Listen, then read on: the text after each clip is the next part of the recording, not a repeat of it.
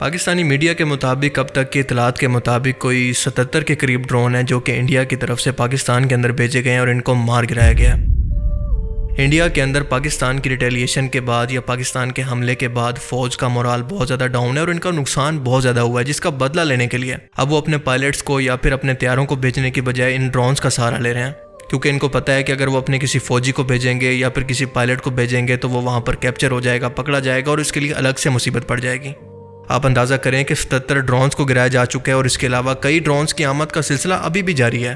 और आपको ये जानकर हैरत नहीं होनी चाहिए कि पाकिस्तानी मीडिया के मुताबिक ये तमाम के तमाम ड्रोन्स दरअसल इसराइली मेड हैं। जी हाँ, इनको इसराइली कंपनी ने बनाया है। अब इसका मतलब आप जानते हैं कितना सीरियस है। इसका मतलब ये है कि सिर्फ इंडिया ने पाकिस्तान पर हमला नहीं किया, बल्कि इसराइल ने बाकायदा पाकिस्तान पर जंग का ऐलान कर दिया अपने ड्रोन्स के जरिए। अब इसका मतलब यह है कि पाकिस्तान की जंग सिर्फ इंडिया के साथ नहीं है, बल्कि इसके अलावा दूसरे मुल्क यानी इसराइल के साथ भी है और अमेरिका इसके पसे पर्दा रहकर इन सब की सपोर्ट कर रहा है।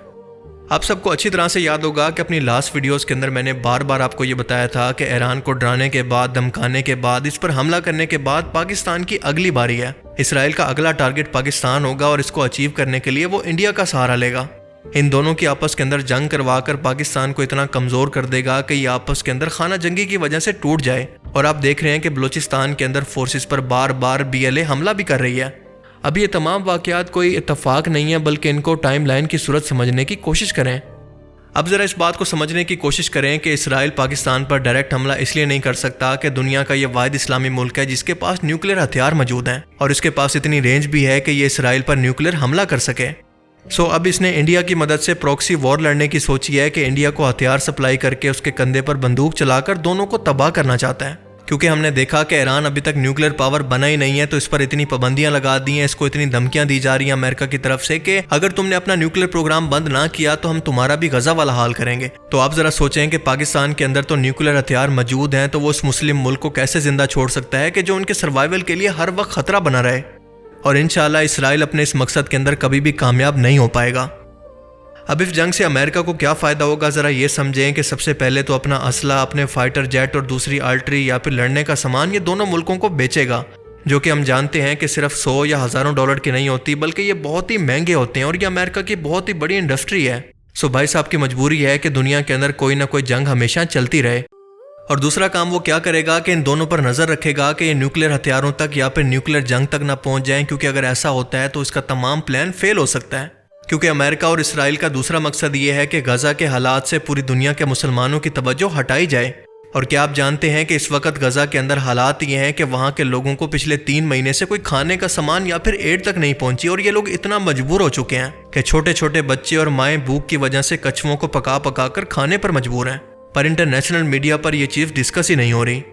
और इसीलिए आप देखते हैं कि अमेरिका किसी एक की साइड नहीं ले रहा, बल्कि दोनों तरफ के बयानात को बैलेंस करके चल रहा है ताकि इनकी आपस में लड़ाई चलती रहे, लेकिन किसी बड़े न्यूक्लियर हमले से इन दोनों को बचाया जा सके। इंटरनेशनल लेवल पर दोनों मुल्कों के साथ पॉलिटिक्स हो रही है, दोनों को इस्तेमाल किया जा रहा है, लेकिन दोनों तरफ के लोग गुस्से के अंदर तालियां बजा रहे हैं, एक दूसरे को मारने की धमकियां दे रहे हैं। उन बेचारों को हकीकत का पता ही नहीं है। अब आप ज़रा समझने की कोशिश करें कि इसराइल का और इंडिया का पाकिस्तान के अंदर ये ड्रोन भेजने का सिर्फ कोई एक मकसद नहीं था, बल्कि इसके बहुत सारे मकासद थे। सबसे पहला काम यह था कि अवाम के अंदर खौफ व हरास फैलाना, इतना खौफ व हरास फैलाना कि इनकी अवाम अपनी फ़ौज से सवाल करे कि हमारी फ़ौज कर क्या रही है। पाकिस्तानी अवाम और इसकी फ़ौज के बीच ट्रस्ट को ख़त्म किया जा सके ताकि वो इनकी बैक पर कभी भी ना खड़ी हो। और आप जानते हैं कि जब फ़ौज का मोराल डाउन होता है तो कभी भी वो किसी भी जंग को नहीं जीत सकती। जिसकी अवाम ही अपने साथ ना हो तो वो भला जंग क्या करेगी। और दूसरी इसकी वजह थी कि पाकिस्तान के एयर डिफेंस सिस्टम को चेक करना कि वो किस हद तक काबिल है। और तीसरी और सबसे अहम वजह यह थी कि पाकिस्तान के अंदर मौजूद असले के या फिर एयर डिफेंस सिस्टम के ज़खायर को ख़त्म करना। अब इस बात को ज़रा इस तरह से समझ लें कि पाकिस्तान के अंदर इसराइल के बनाए हुए जिन ड्रोन्स को गिराया जा रहा है उनकी कॉस्ट ज़्यादा से ज़्यादा 5,000 से 10,000 डॉलर के बीच में हो सकती है। लेकिन क्या आप जानते हैं कि अगर पाकिस्तानी फ़ोर्स को अपने एयर डिफेंस सिस्टम के ज़रिए किसी एक ड्रोन को मार कर गिराना हो तो इस एक रॉकेट की कीमत करोड़ों में होती है। 5 से 10 लाख के ड्रोन को गिराने के लिए 2-3 करोड़ रुपए का खर्चा हो सकता है। और अगर फ़र्ज़ करें कि हर एक ड्रोन को गिराने के लिए इसी तरह के एयर डिफेंस सिस्टम के रॉकेट्स को इस्तेमाल किया जाए तो पाकिस्तान के पास तो अपना ज़ख़ीरा ख़त्म हो जाएगा। इसलिए ज़्यादातर पाकिस्तानी फोर्सेस मैनुअली तौर पर इन ड्रोन्स को खुद से गिरा रही हैं। लेकिन आपको भी इस सूरत हाल के अंदर बहुत ज़्यादा एहतियात की ज़रूरत है, क्योंकि अगर आप किसी जगह पर धमाके की आवाज़ सुनते हैं तो इसका मतलब ये नहीं है कि इंडिया ने कोई हमला कर दिया है, बल्कि इसका मतलब ये भी हो सकता है कि पाकिस्तानी फोर्सेस ने एक ड्रोन को गिरा दिया है। और दूसरी बात कि जंग के अंदर ना तो पाकिस्तानी मीडिया 100% सच बोल रहा है और ना ही इंडियन मीडिया 100% सच बोल रहा है, बल्कि वो तो 1000% भी नहीं बोल सकता। अभी मिसाल के तौर पर इंडियन मीडिया पर यह डिस्कस हो रहा है कि कराची पोर्ट को तबाह कर दिया गया है, कराची पर कब्जा कर लिया गया है, पाकिस्तान के आर्मी चीफ आसिम मुनीर को गिरफ्तार कर लिया गया है। I mean what the hello.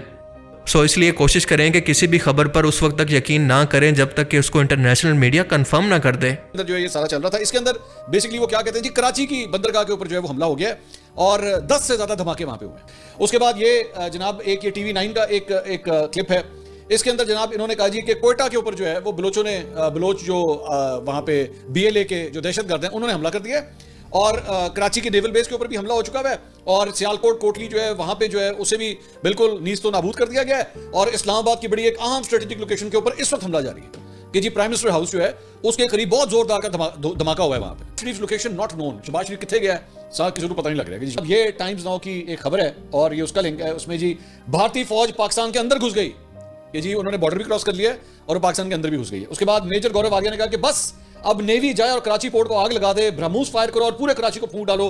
पाकिस्तानियों आज रात सोना नहीं, क़यामत की रात है, तुम्हारे सर पर बहुत नंगा जो है वो राज हो रहा है।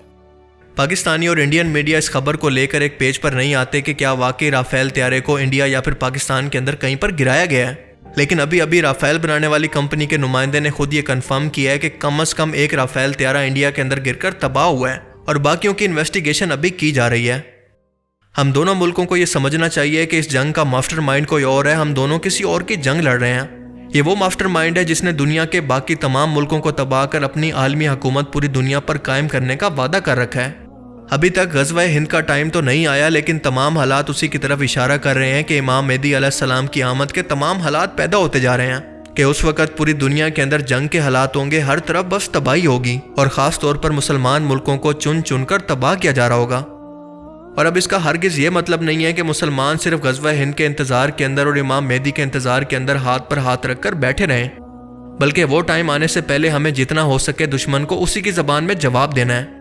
हम मुसलमान हरगिज़ जंग नहीं चाहते, हम लोग अमन चाहते हैं, लेकिन अगर हमें ज़बरदस्ती जंग के अंदर घसीटा गया तो मुसलमान का ईमान है ला इलाहा इल्लल्लाह, और मुसलमान का ईमान है कि वो अल्लाह के सिवा किसी और ताकत से नहीं डरता। अगर कोई शख्स आपके घर पर हमला करे तो मुसलमानों को हुक्म है कि वो इसके खिलाफ जिहाद करें। और आप देखेंगे ये जज्बा इंडियन सोल्जर्स के अंदर बिल्कुल नहीं है, क्योंकि उनके मज़हब के मुताबिक तो उन्होंने अपनी ज़िंदगी के अंदर खाना पीना है, अपनी ज़िंदगी गुजारनी है, अयाशी करनी है और इसके बाद मर कर एक बार फिर से जन्म लेना है। लेकिन एक मुसलमान का ये ईमान है कि उसकी असल ज़िंदगी तो मौत के बाद ही शुरू होती है और जिहाद करने वाले और अपने मुल्क के लिए लड़ने वाले शख्स के लिए तो वैसे भी जन्नत का वादा किया गया है। एक शहीद का रुतबा इतना ज़्यादा है कि उसको औलिया कराम के बराबर बताया गया है। और इसीलिए आप देखते हैं कि इंडिया के अंदर जब भी कोई सोल्जर शहीद होता है तो उसके घर वाले किस तरह से दाढ़े मार मार कर बेकाबू होकर रोते हैं। लेकिन दूसरी तरफ पाकिस्तानी माओं को देखें तो वो खुशी खुशी अपने बच्चों को मैदान जंग के अंदर शहीद होने के लिए भेज देती हैं और इनकी शहादत के बाद इनकी आंखों के अंदर कोई एक आंसू भी नहीं होता, बल्कि वो इस पर प्राउड या फिर फख्र महसूस करते हैं। अब ये जज्बा हिंदुस्तान के सोल्जर्स के अंदर मौजूद नहीं है, क्योंकि वो लोग मौत से बहुत ज़्यादा डरते हैं। अब कुल मिलाकर बात यह है कि अगर हम मुसलमान इतने कमज़ोर हो चुके हैं कि आलमी ताकतों का मुकाबला नहीं कर सकते, तो कम से कम अपने घर के अंदर घुसने वालों को उन्हीं की ज़बान के अंदर जवाब तो दे सकते हैं। मिसाल के तौर पर मैं आपसे सवाल करता हूं कि अगर आपके घर वालों की मौजूदगी के अंदर कोई अनजान शख्स आपके घर के अंदर घुस आए तो आप उसका क्या हाल करेंगे? बिल्कुल वही जवाब इस दुश्मन को भी देना चाहिए। बाकी टाइम के साथ साथ जैसे ही अगर कोई इंपॉर्टेंट अपडेट आती है तो मैं आपको वीडियो के ज़रिए ज़रूर कन्फर्म करूँगा। And thanks for watching this video. अल्लाह हाफिज़।